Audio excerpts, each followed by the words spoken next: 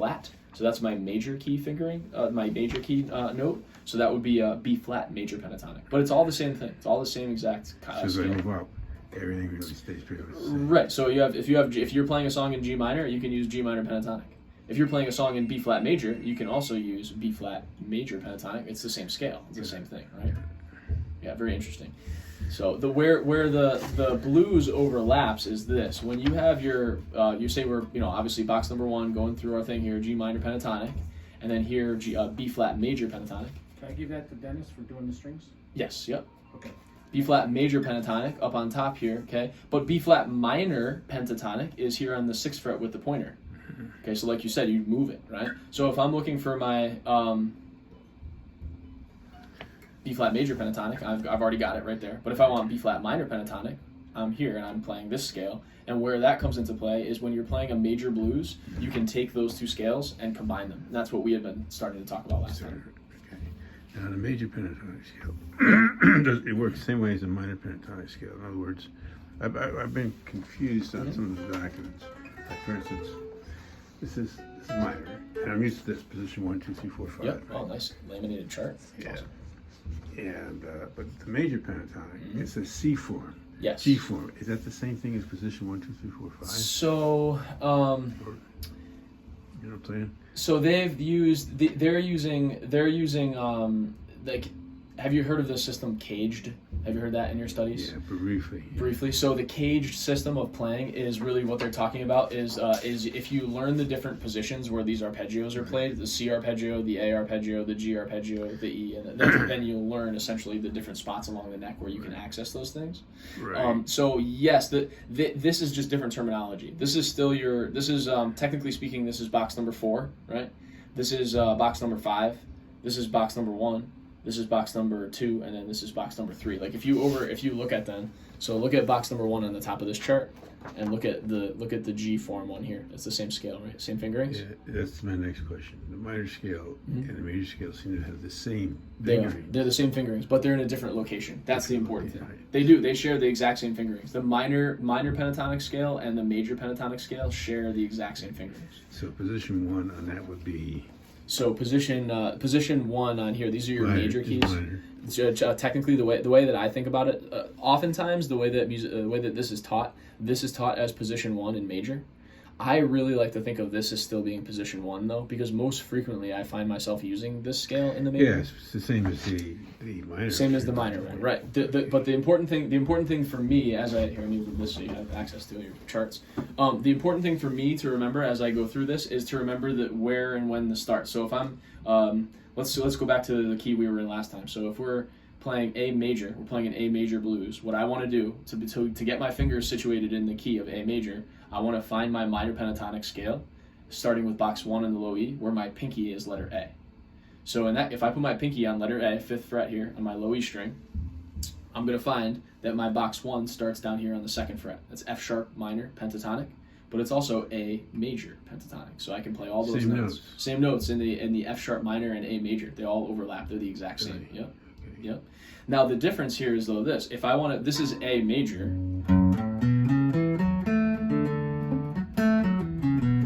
It even sounds like A major.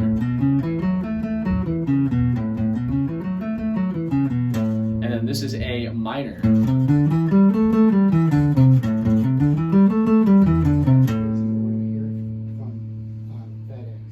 Okay. You might have to come up and. Okay, all right. Let me know if you need me to sign. Right? Okay, so this is ready. So this is So this is A major. And then if I want to go to A minor, I'm same scale, same fingering, but I'm up 3 frets from there. All right, A major versus A major. A minor.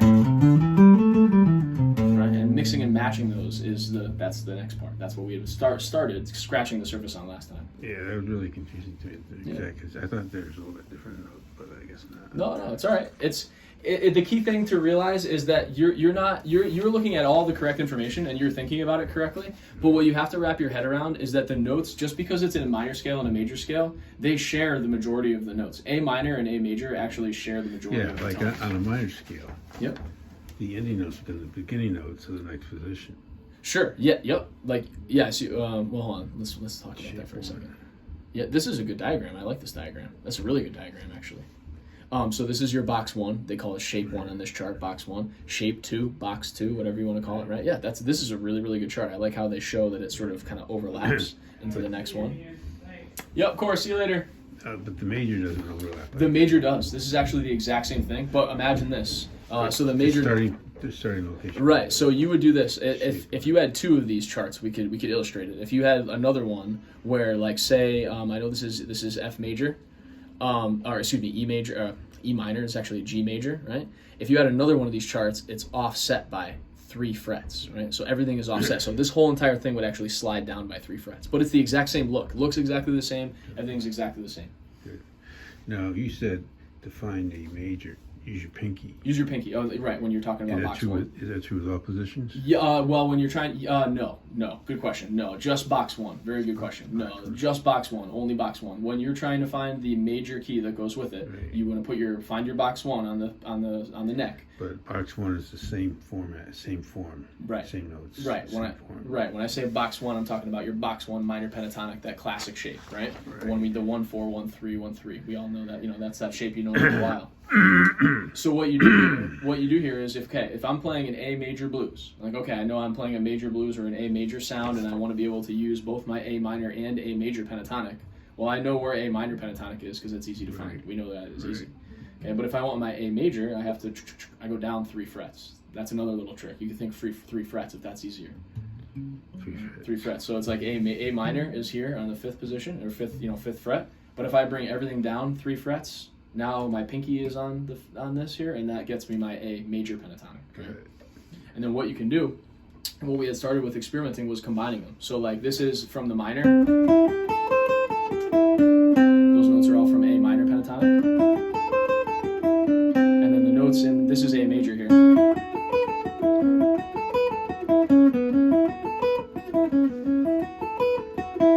Minor.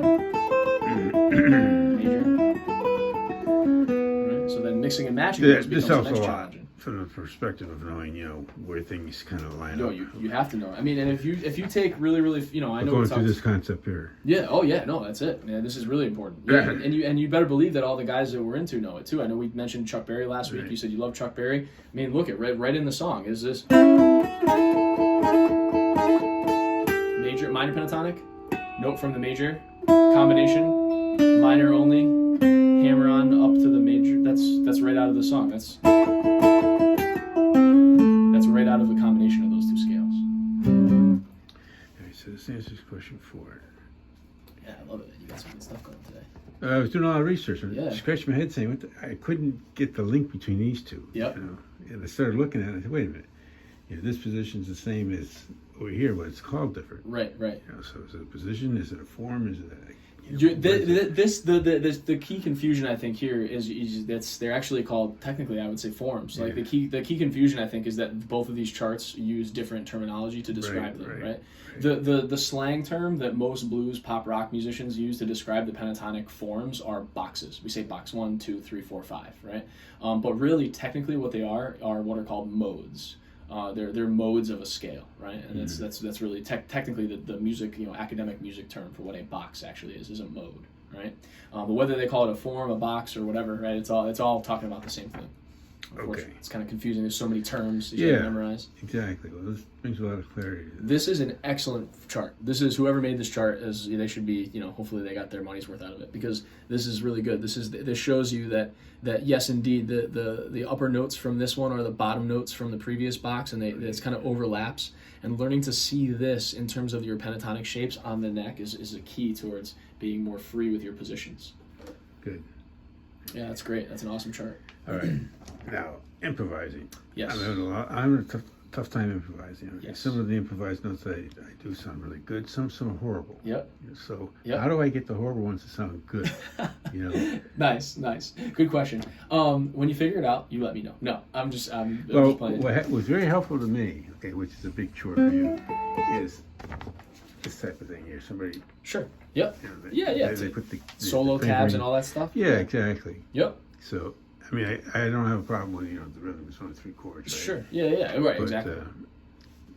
So here's the thing: to get your good notes to sound, to get the bad notes to sound good, you have to know number one, why they're sounding bad, and where are the notes that lie around them that are good, right? Because you're never more than a half step or a whole step away from something that sounds good, right? That's just the nature of the way the music works. Like that's just kind of the way it is. It's like there are 12 notes in our chromatic scale. That's every 12 notes, right? And when we're playing pentatonic scales, we're only choosing 5 of the available 12. Right. So there are 7 tones that we're skipping. We're not even using them, Yeah. right? So, but it's not just all 5 in a row or 7 in a row. It's like there are the 5 tones that we use hop along the 12. So we'll use tone 1, we'll use tone 3, use tone 5. You know what I mean? There are. It's not so you're never really more than a half step away or a whole step at least. Now, you know? you're saying never a tone. Yes. What's a tone? So a tone- Is it the 5 pentatonics? Is it the 12? So a tone would be a tone or a pitch would be maybe more accurate, right? So this is what's called the chromatic scale. Right. You know, so I've had this for Right, years. right. I drew this out.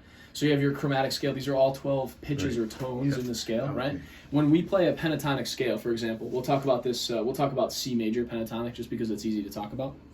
So when we play a C major pentatonic, we're playing C, D, E, G, A, and then C. I mean, look at all these ones we skipped. Yeah. So right here from here, we skipped A sharp and B. Here we skipped over from C to D. Well, there's this one in between there, right? So let's say, for example, you accidentally landed on here, right? Well, you a half step higher, half step lower, you get a tone that's in the scale. Let's say, okay, of course we skipped from E to G here, right? Let's say you landed on F. Well, you're So half step away. within this concept, okay, position 1. Yep. Let's say, right, and Yep. I'm on. You're trying to improvise on some of the, and then we'll talk about improvisation in a second. Sure. Yeah. Improvisation. But it's very helpful, I guess, for me to know what notes Yeah, really sure. work Yep. at that position, right? You got to memorize. Yeah, you got to remember now how. But that's you're asking all the right questions. How do you get to the point where it's like, well, what notes work, which ones don't, whatever, right? Because that's the next question. Okay, fine, I know some of them work, but where are the ones that work and why and when, right? The key is the rhythm. So you said you have the rhythm. It's only 3 chords. You got it. That's it. But knowing the arpeggios that go to those 3 chords is very important because the single note arpeggios that make the chords A7, D7, E7 in this case, right? Those single notes are the ones that sound good when those chords come up. So if you're playing a blues and you get to the spot in the blues, what's called the 4 chords, we get to the 5th measure, right? And then the D7 in this key comes up, right? Well, you have to know what notes are going to sound good in the D7. Well, that's my D7 arpeggio. D, F sharp, A, C natural, right? Those are notes for my D7. So me as a soloist and as an improviser and as a guitar player, I've done my arpeggios and I know this arpeggio pretty good. I studied this one. So if I'm playing my major blues and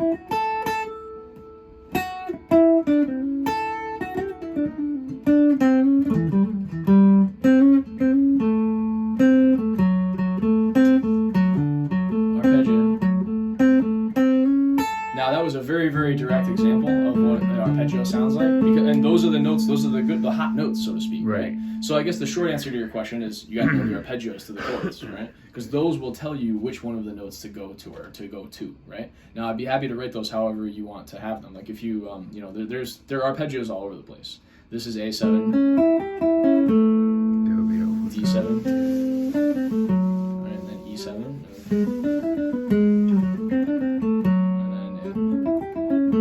Yeah, if you can write those down, Absolutely, that'd be real helpful to me. yeah, absolutely. I don't care if we don't get to playing. We No, it's gotta all get good. these answers. You got all the time during the week to play. We got to get the questions answered.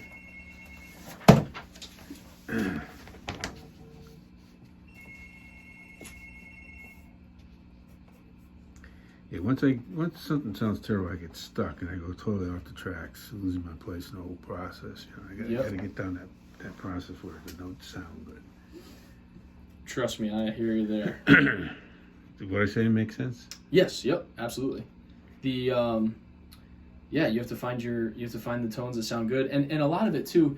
One of the cool things about like, it's hard to explain the different types of music and even different subsets and subgenres within a specific genre. So we talk about blues music. Well, that's very vague. That's like saying I like the color blue. Well, there's 50 shades of blue. You go to Sherwin-Williams, they're gonna laugh at you, right? You gotta, well, which blue do you want? Prussian blue, whatever. You know, there's a lot of different shades, right?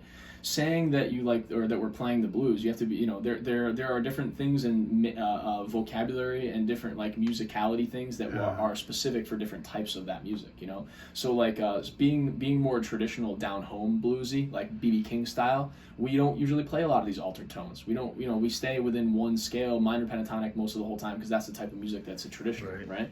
But in a jazzier or a West Coast style blues, we would find ourselves going to these alternate tones.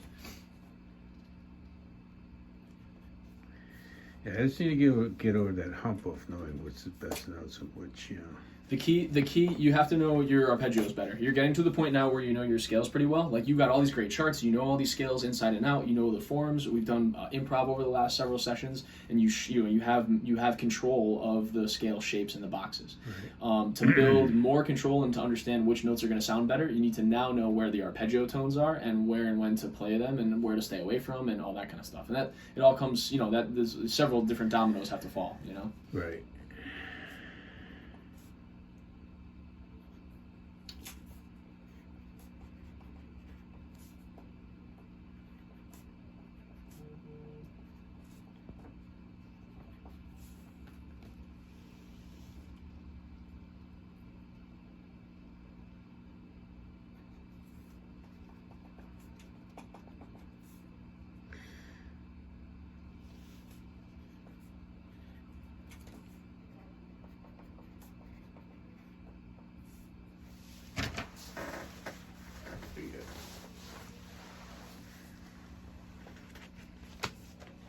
Oh, thank you. Appreciate you.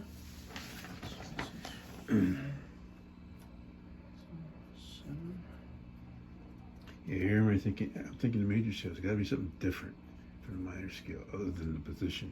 Yes, and in terms of the raw, the raw data. Yeah, if you're just looking at the pure the fretboard, raw technical data. there's no difference other than where it starts. It's three. There are 3 notes, 3 frets separated on the guitar in terms of the pentatonics. In terms of the emotional context and the actual musicality of playing through a line or whatever, there are some differences because minor scales we oftentimes will alter certain tones that we don't do, and major scale there are different isms that happen during minor key playing versus major key playing that you have to be aware of. But in terms of again raw technical data, they're the same scales and the same positions, just offset. At least in terms of pentatonics, they're offset by 3 frets, right?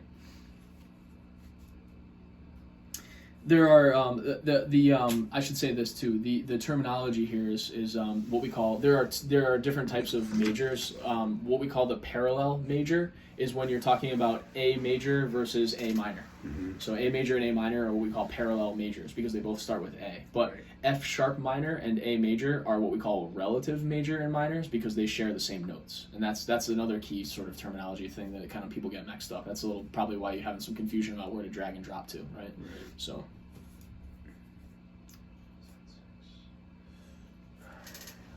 Good stuff. This is just a start. This is as I don't want to say it's basic because it's certainly not basic. Those are the dominant arpeggios. I've given you them in except for the E7. I've given you them in 2 different octaves. So the A7 arpeggio, E7 arpeggio, or D and E, and each of those arpeggios, if you practice them, get more comfortable with them. And this is.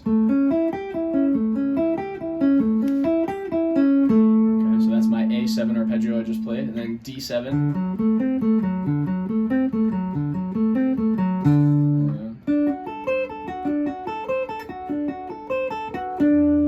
E7 is the same thing. Or this one. So an arpeggio the notes can be played separately or together. Right? Now, technically speaking, an arpeggio is all of the notes boiled from a chord but played one at a time. So you can play them in any combinations of which you want. There are no rules in terms of how they're used in terms of that respect. It's just really a matter of timing and where and when to play the right notes. Do me a favor and show me what your A7 looks like. Sure. With a so you mean just my chord? With when you're playing position 1 of the minor scale. Sure. So position 1 of the minor. Is it different? No, you're absolutely right. So the chord that like the traditional down home blues bar chord is this one, right? A7, The one that I play. That's like E7. Yeah, it's like E7 down here, but instead we're moved up to to here, right? The one that I usually play is a more jazz version of it. It's this one. It's where we actually omit this tone. This is what's called the fifth of the chord, and that's sort of it's not that it's an unimportant tone, but it's not the most important one in the chord. So we usually omit it, and that's kind of a jazzy thing to do. So I'll usually play this type of voicing. I'll usually add a couple other notes if I want to get a little special with it. I also a lot of times will use my thumb because I like to do these little hammer-on things, a la Chuck Berry, and a lot of guitar players play that stuff. So that's my A7 voicing. That's pretty traditional. There are other ones, but in this box 1 setting, this pattern, it's right here.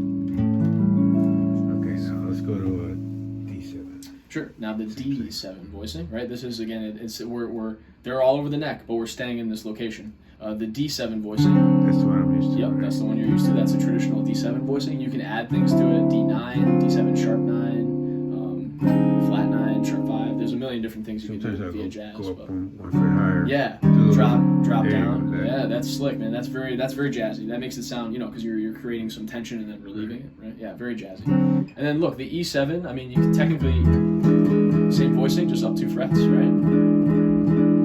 Now the key, like being able to play this kind of stuff and understanding how to play through these changes and make sense of all these arpeggios, you have to know when the chords are coming up in the song. So we have our traditional chords that are laid out, like Sure. A7, Right. D7, E7, whatever, right? And then you have to know the arpeggios, and then you have to know when and where to play the notes from the arpeggios to make it sound right?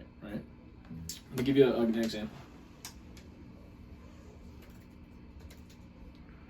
So D7 just up 2 from D7. Yeah, right? exactly, yep.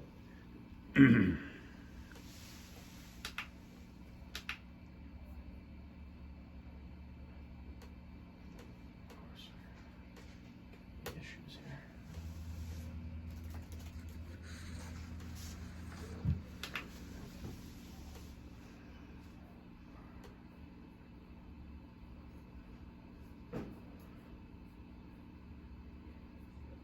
This is track here. Let's see.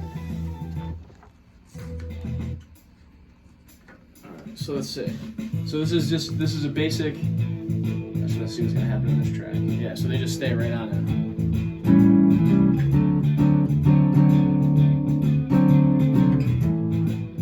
D7, E7, 2, 3, 4, D7, 2, 3, 4, A, 2, 3, 4, E2. Now look, solo, now major.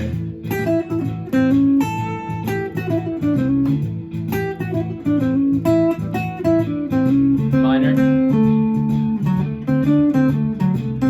Back to major.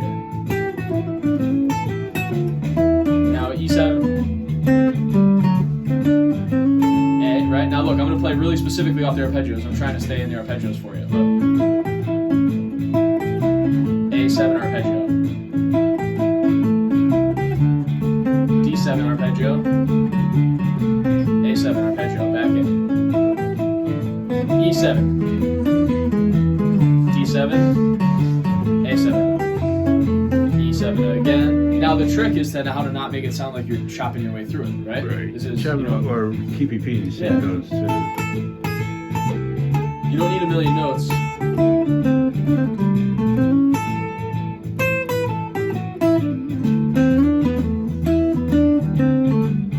That's all just simple. And this is major pentatonic on the A because it fits right in my arpeggio.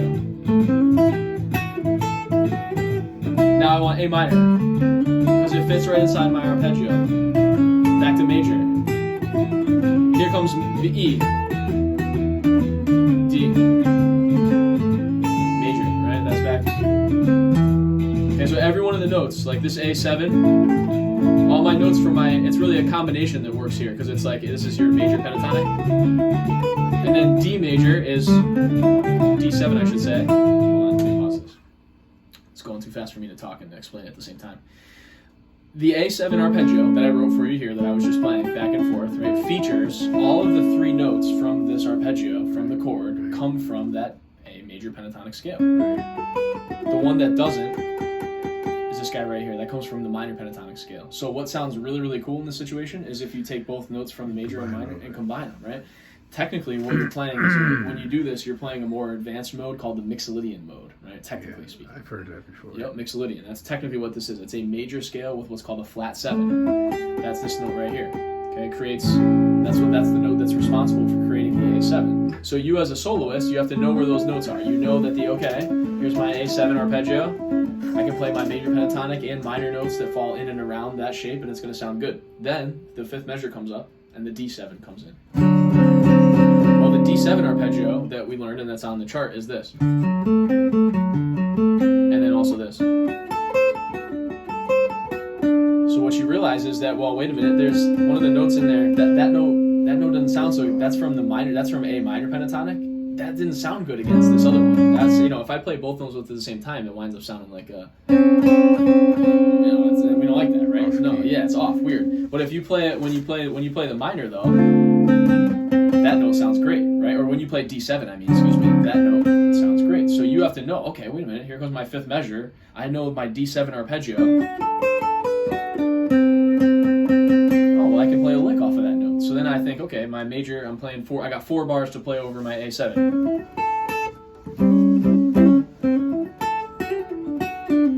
Now I got 4 bars to play over D7. And I know D7, I know that note is the one I want. So now I gotta go back to A7 and I know I want that note from the major. So I'm back to it, right? And that's one note. It's like a C sharp going to C natural, right? That's one spot in the blues. Those things exist all over the place, right? That's the cut and dry. That's the skinny. When you're trying to, it's for me, boiling it down to as simple as memorizable terms as possible, so that you can play it when the shit hits the fan, so to speak, right? Because you don't have time to think about all this when you're on the bandstand. It's got to come out, right? You easily get stuck too if you start thinking about it. Yeah, exactly. Okay, next thing I had.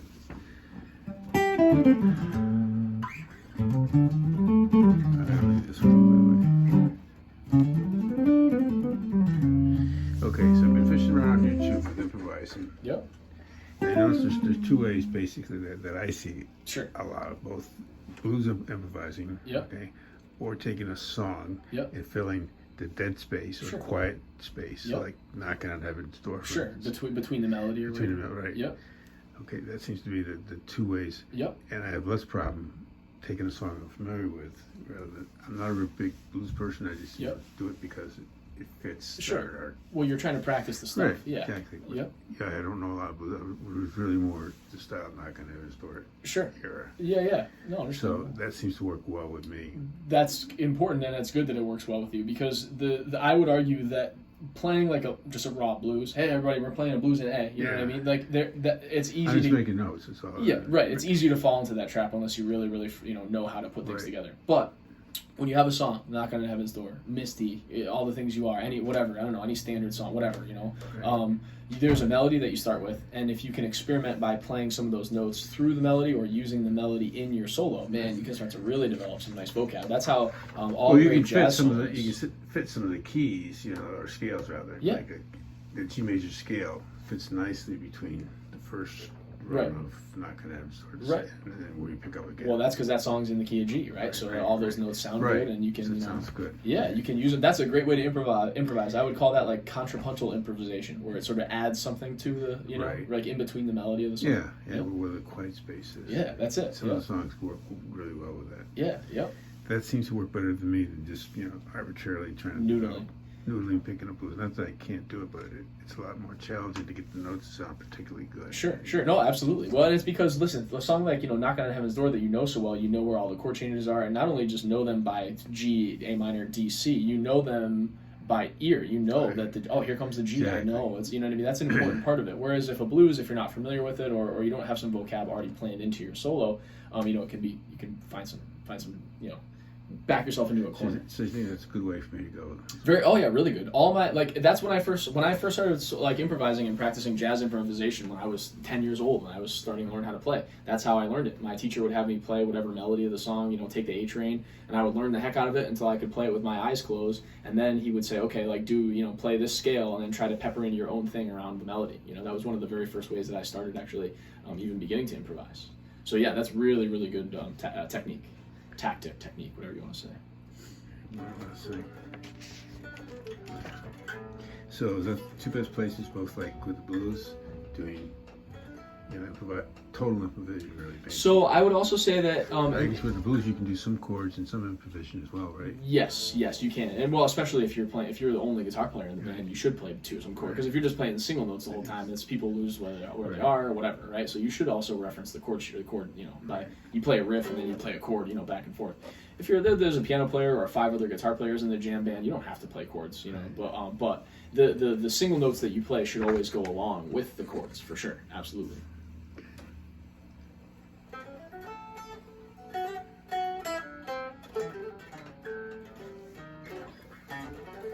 It's so funny to me. For years and years and years, I've been on YouTube doing jam tracks, whatever. This guy is this blues guy named Quist. He's been on here a long time, and I see years and years and years I've been using his jam tracks, and he's got stuff. You can buy little beer koozies, and he's sponsored by Ernie Ball now. It's like, Oh, really? yeah. I guess everybody makes their money somehow, right? Yeah, exactly. That's okay, funny. so what we're gonna do for homework next week? Yes, this week you are going to continue with your studies in terms of your minor pentatonic stuff. I want you to continue working the A blues, even though you've been working it a while, but now I want you to really be specifically trying to figure out, okay, well, here's my A major pentatonic. Let me try some major licks. Here's my A minor pentatonic. Let me try some minor licks. And then wait a minute, here's where the scales intersect. Let me try some of that. Start with the box 1, box 2, like we've been doing, because that's the easiest place and that's the most common place too. So Right. for everybody. Okay. Right? Cool. And then also too, if you have a song like "Knocking on Heaven's Door" or any other type of song where you'd like to try some improvisation on, let's learn it. Let me know, and I'll make a backing track, whatever we got to do to kind of get it in there. Okay, good. Okay. Yeah, what's most helpful for me right now is the writing out tabs. Yep. Yeah. I Absolutely. know it's a little bit laborious to do. But No. That's listen. You kidding me? I got my. So I'll send you a link to like Knock on Heaven's Door. If you could do something like this. Yeah. In the places where Yeah. the Absolutely. improvisation exit lives. I'll tell you what I'll do is if we do, we'll run it like this. What I'd like to do is show you the arpeggios of the chords as they go by. So if we're looking for a G chord for the G arpeggio, or excuse me, in the spot where the G happens, then we're going to learn a G arpeggio. And then we got to learn the D arpeggio because that comes 2 beats later. So we learn the D, you know what I mean? And then obviously, we can do tabs or whatever, however it's easiest, right? We'll write them in position. And then what we'll do is we'll go through it and we'll say, okay, well, this one alters this way, or, you have to, your A minor is here, you can do this, but, there's a lot of things we can do from there. But we'll Right. just start with the core chords, right? That would be cool. Very Yeah. cool. All right, man. Good. Tons of questions. Hopefully some answers, and hopefully some more questions.